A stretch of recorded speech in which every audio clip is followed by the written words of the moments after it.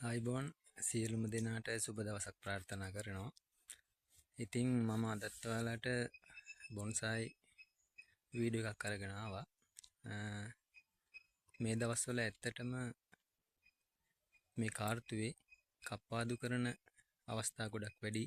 ඒක නිසා මම අදත් ඔයාලට මම නිර්මාණය කරපු ඇහැටු බොන්සායි නිර්මාණයක් නැවත වතාවක් අතු කප්පාදු කරලා වයර් කරන එක පිළිබඳ වීඩියෝ එකක් තමයි අරගෙන ඉන්නේ. මම ඔයාලට පෙන්නන්නම් දැන් මෙන්න මේ නිර්මාණය තමයි අපි අද වීඩියෝ එකට එකතු කරගන්නේ. ඉතින් යාළුවනේ මේක තමයි මම කියපු ඇහැටු ගහ ඇහැටු නිර්මාණය. මේක නිර්මාණය කරපු විදිහේ වීඩියෝ එකක් මගේ channel එකේ මීට කලින් පළ කරලා තියෙනවා.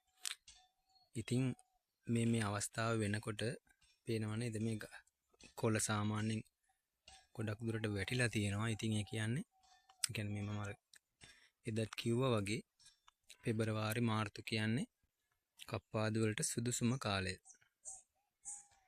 අපි දැන් බලමු මේ ගහ ආයෙත් පාරක් කප්පාදු කරලා වයර් කරගන්නේ කොහොමද කියලා.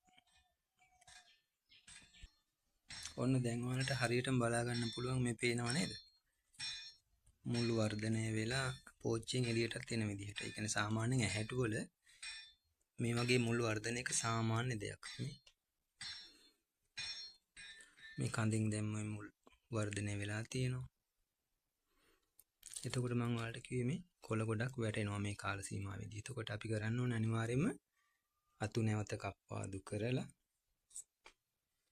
හැඩය ආයෙත් පාරක් අප්ඩේට් කරනවා. ඒ කියන්නේ වයර් කරලා අපි නිර්මාණය කරන හැඩයට අලුත් බවක් ලබා දෙන එක තමයි කරන්නේ.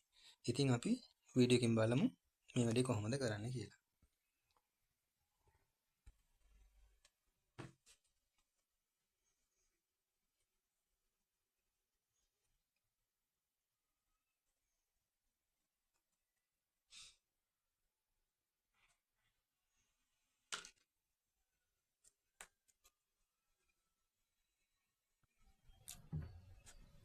අද වෙනකොට මේ නිර්මාණය කලින් නිර්මාණය කරලා තිබුණු හැඩයට හාත්පසින්ම වෙනස් හැඩයක් තමයි දැන් මේ අතු වර්ධනයත් එක්ක වෙලා තියෙන්නේ.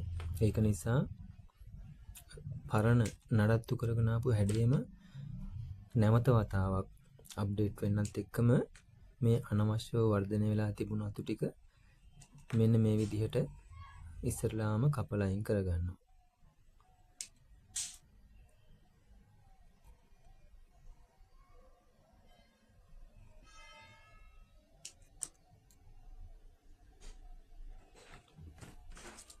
බලන්න මම දැන් ඉතුරු කරගත්තේ ප්‍රධාන අතු තුනකුත් උඩට විහිදිච්ච කුඩා පුංචි මත්තකුත් විතරයි.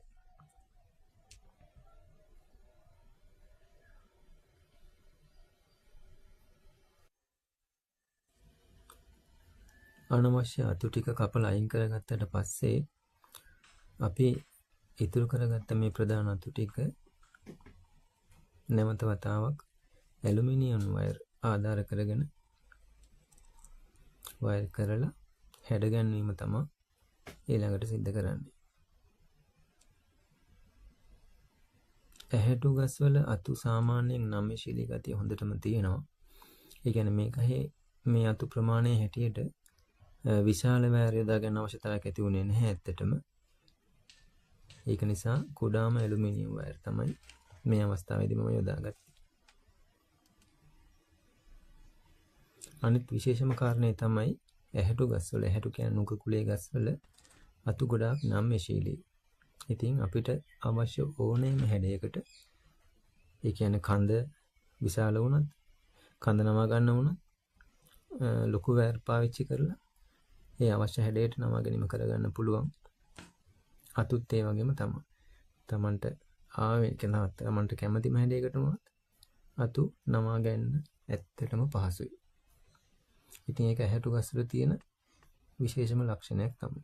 මම දැන් ඔයාලට මේ ලං කරලා පෙන්නන්නම්.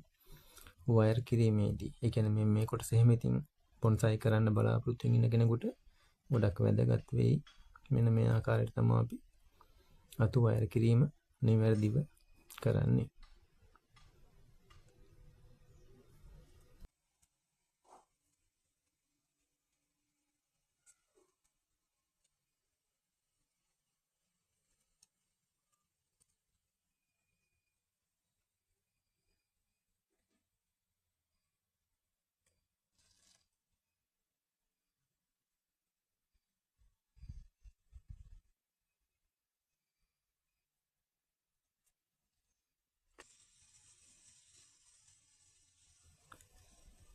අතු වයර් කරගෙන ඉවරුණාට පස්සේ මෙන්න මේ වගේ තමයි ඇහැටු නිර්මාණය බලා ගන්න පුළුවන් වෙන්නේ. ඊට පස්සේ මේ වීඩියෝ එකේදී අතර මේ අවස්ථාවේදී මම භාජනයේ වෙනසක් කරන්නේ නැහැ. ඒ කියන්නේ රිපෝට් කිරීමකට යන්නේ නැහැ. ඒත් එකම ඔයාලට බලා ගන්න පුළුවන් මේ පෝච්චියට බාහිරවත් ඇහැටු ගහේ මුල් එළියට වර්ධනය වෙලා තියෙනවා. ඉතින් මම මේ අවස්ථාවේ කරන්නේ වැඩිපුර වර්ධනය වෙලා තියෙන. ඒ කියන්නේ බාහිරට ගිහින් තියෙන මුල් පෝච්චිය මට්ටමින් කපලා එතනම පස්වලට යට කිරීමක් තමයි කරන්නේ.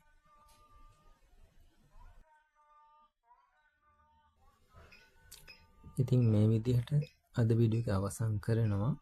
වීඩියෝ එකත් එක්ක එකතු වෙලා හිටපු සියලු දෙනාටම ස්තුතියි. බොන්සායි කරන්න ඉන්න කරන කෙනෙකුට මොකක් හරි දෙයක් ප්‍රයෝජනවත් වුණා නම් හදවතින්ම සතුටුයි. ඔයාලට සුබ දවසක්.